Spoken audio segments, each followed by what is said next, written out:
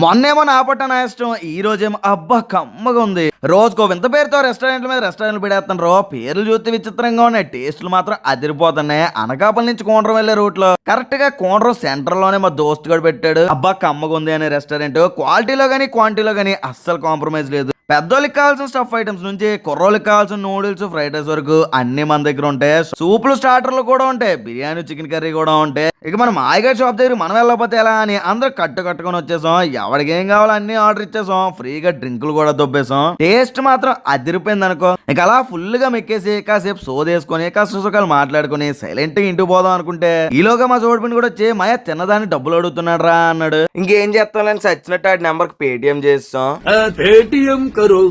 వాడి అకౌంట్ నుంచి నీ అకౌంట్ లోకి 100 రూపాయలు పడ్డారా లంబిడి కూడా. మరి మీరు ఎప్పుడైనా కోంట్ర వైపు కానీ వెళ్తే మాత్రం ఈ షాప్ లో ఫుడ్ టేస్ట్ చేయడం అస్సలు మర్చిపోకండి.